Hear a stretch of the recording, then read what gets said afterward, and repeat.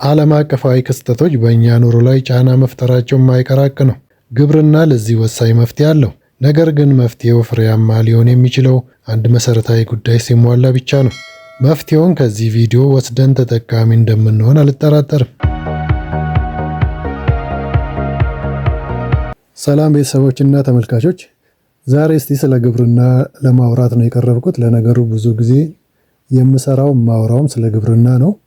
በጣም ስለምወደው ሙያ ነው ማውራውና በዚህ ዘመን ብዙ ሰዎች እየጎረፉበት ያለ የስራ ዘርፍ ነው ማለት ነው። ሰብሎችንም በማምረት እንስሳቱንም በማርባት ሂደት ሰዎች ካደጉ ሀገራት ወደ ሀገራቸው እየጎረፉ ይህን የግብርና ስራ እየሰሩ ነው የሚገኙት። ይህንንም በርካታ ቪዲዮ ሰርቻለሁ ከዚህ በፊት በርካታ ዓመታትን ውጭ ሀገር አውሮፓ ሀገር 40 ዓመት 30 ዓመት የኖሩ ሰዎች ወደ ሀገራቸው እየተመለሱ በዚህ ዘርፍ ላይ እየተሰማሩ ስኬታማ ውጤታማ እየሆኑ እንደሚገኙ የተለያዩ ምሳሌዎችን አብነቶችን በማንሳት ለእናንተ ትምህርት ለመስጠት ሞክሬያለሁ። መነሳሳት እንዲፈጠር ለማድረግ በርካታ ስራዎችን ሰርተናል ብዬ አስባለሁ። እኔ በማቀርበው ቪዲዮ እንግዲህ በርካታ ሰዎች ወደ ስራ ወደዚህ ሴክተር እየገቡ እንዳሉ ለማወቅ ችያለሁ። ከአረብ ሀገራት፣ ከአውሮፓ፣ ከካናዳ፣ ከአሜሪካ እንደዚህ ብዙ ሰዎች የተወሰነ ሰው ገንዘብ እየላከ ቤተሰቡን ስራውን እንዲሰራ እያደረገ ነው። ሌላው ደግሞ በአካልም እየመጣ ኢንቨስት እያደረገ ነው። ይሄ ትልቅ መበረታታት የሚሰጥ ነው። እኔ በጣም ይህን ያክል ተጽዕኖ መፍጠር መቻል በራሱ በጣም ትልቅ ነገር ነው ብዬ አስባለሁ። እኔ እንግዲህ ከሚጽፉልኝ ከሚልኩልኝ መልእክት አንዳንዶቹም በአካል መጥተው ሲያገኙኝ ከሚነግሩኝ እየተነሳው ነው ለእናንተ የተጨበጠ መረጃ ይዤ ማውራውና ብዙ ሰዎች ወደዚህ ሴክተር እየገቡ ስራውን እየሰሩ ነው ማለት ነው። ስለዚህ የስራ ደግሞ ሁሌ በጣም እንደምንናገረው ወሳኝ ስራ ነው። የሁሉም ሙያ መሰረት ነው ብዬ ነው የምወስደው። እኔ ሙያ ውስጥ ስላለው ሳይሆን ግብርና መሰረት ነው። ተወደደም ተጠላም እኛ ምግብ ያስፈልገናል። ለኛ ምግብ ነዳጅ ነው ማለት ነው። መኪና በቤንዚንና በናፍጣ እንደሚንቀሳቀስ ሁሉ የሰው ልጅ ደግሞ በህይወት ለመቆየት ግዴታ ምግብ ያስፈልገዋል።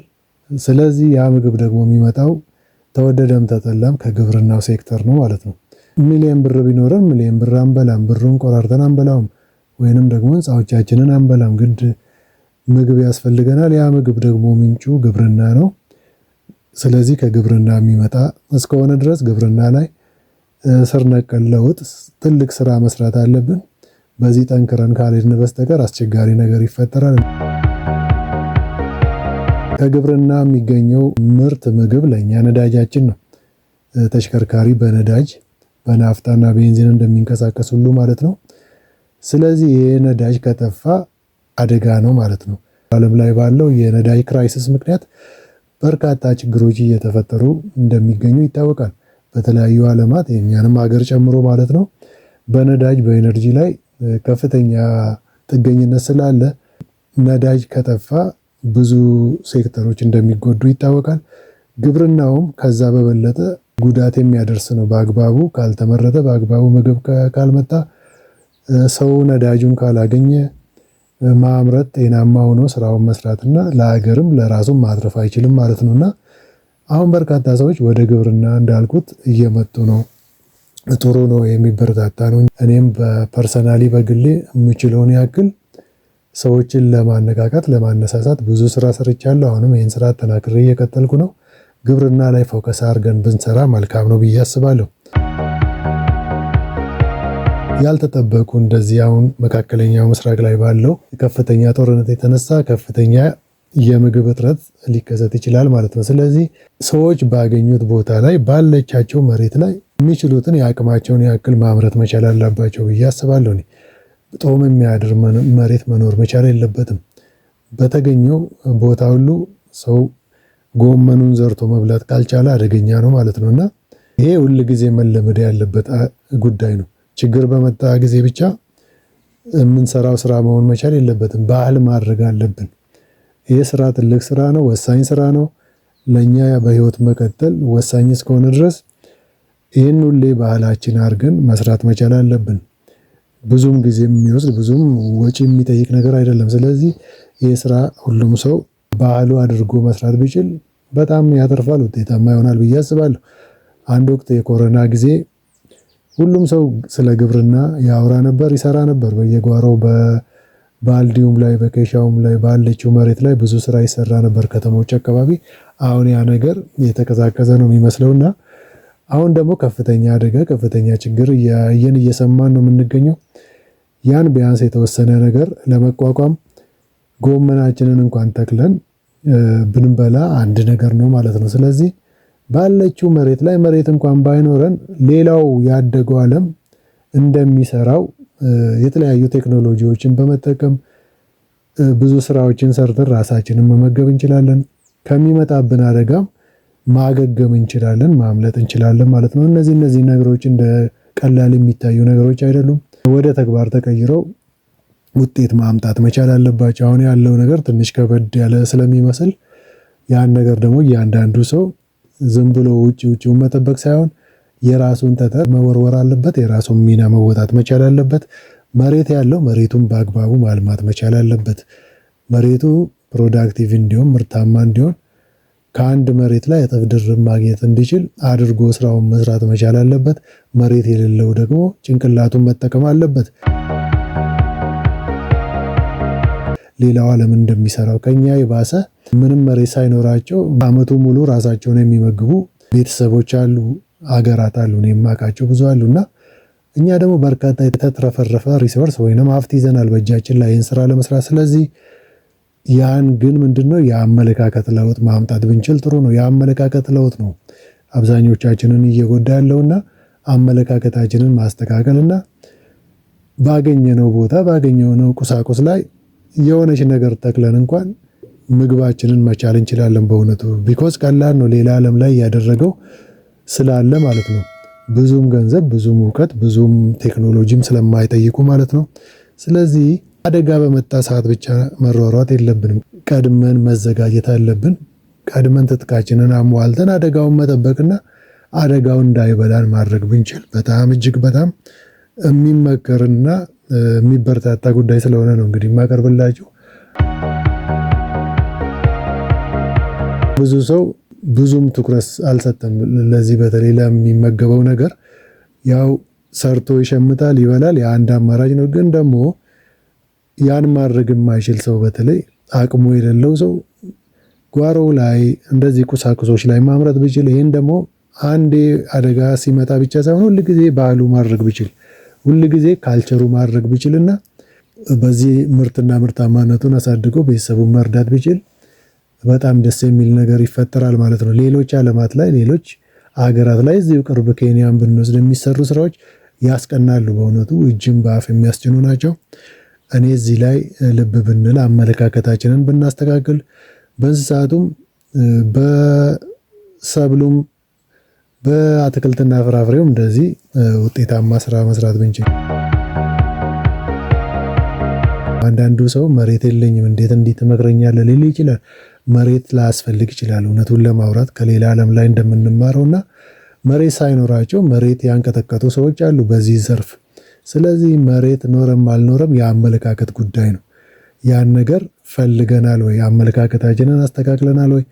ስለዚህ በዛ መሰረት ብንሰራ አንደኛ ራሳችንን እንመግባለን፣ ኦርጋኒክ የሆነ ምግብ እናገኛለን፣ ከተፈጥሮ የተዘጋጀ ምግብ እናገኛለን፣ ለጎረቤትም ለሀገርም ማትረፍ እንችላለን፣ ገቢም እናስገኛለን ማለት ነው። ስለዚህ እዚህ ጋር ትኩረት ብንሰጥና ብንሰራ ጥሩ ነው ብዬ አስባለሁ። የሚመጣውንም አደጋ በቀላሉ መከላከል እንችላለን። አለበለዚያ ሁሌ ሸማች ሆነን የት ነው የምንደርሰው?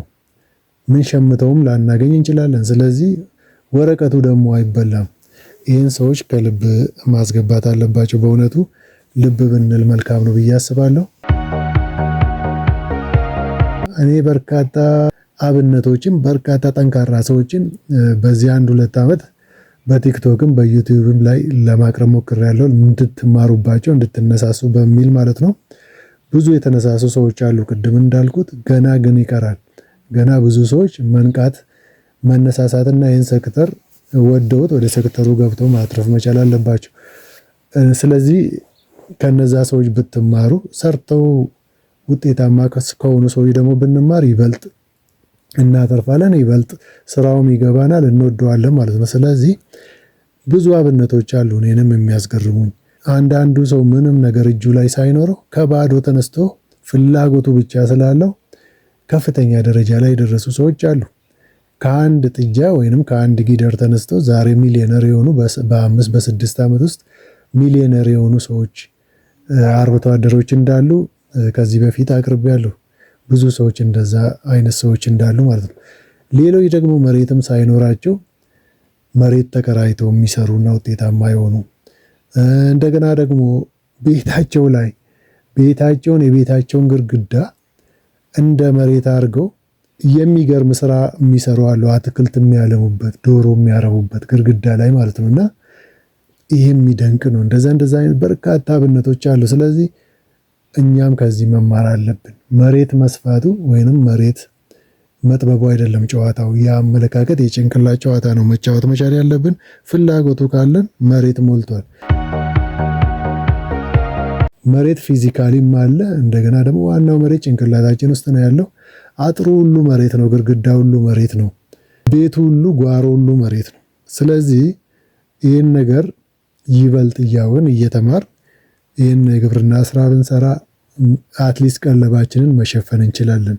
ለምን ሌላው አካባቢ ሰርቶ እያሳየ ስለሆነ እዚሁ ሀገራችን ውስጥም በርካታ ሰዎች እኔ እየዞርኩ ስለማያቸው ኢንስፓየር ስለሚያደርጉኝ ነው እንግዲህ ሁሌ ለእናንተ ሼር የማደርገውና ሰርተው እያሳዩ ነው።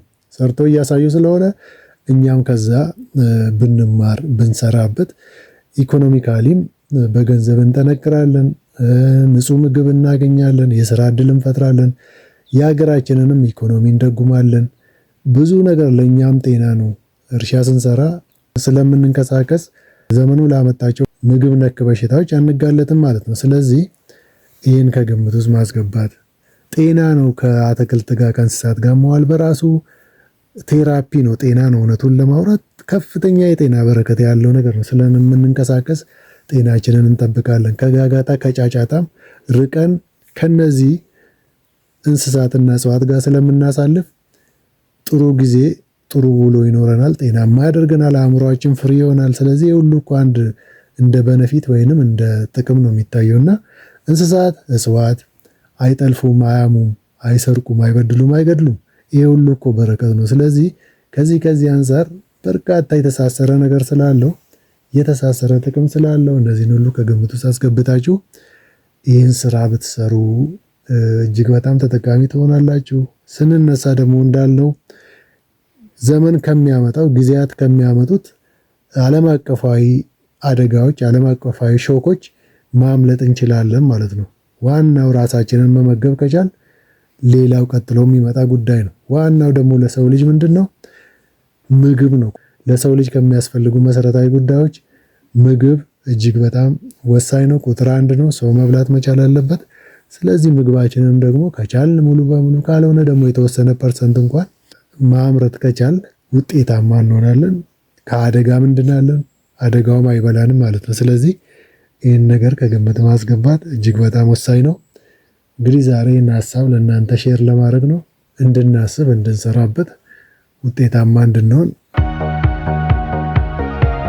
የበለጠ እውቀትም ከፈለጋችሁ ደግሞ ይህን ስራ በልምድ ካዳበሩ ሰዎች ጋር ተገናኝታችሁ ምክር ብትወስዱ፣ ስልጠና ብትወስዱ፣ ተሞክሮ ብትወስዱ ይበልጥ ታተርፋላችሁ ብዬ አስባለሁ። እስካሁን ድረስ አብረን ስለቆየን እጅግ በጣም አመሰግናለሁ። እንደተለመደው ሰብስክራይብ፣ ላይክ እና ሼር ማድረግ እንዳይረሱ። ጠቃሚ አስተማሪ ሀሳብ አስተያየትም ካለው ይላኩልኝ። እኔ ቸርነት ዘለቀ ነበርኩ። አመሰግናለሁ።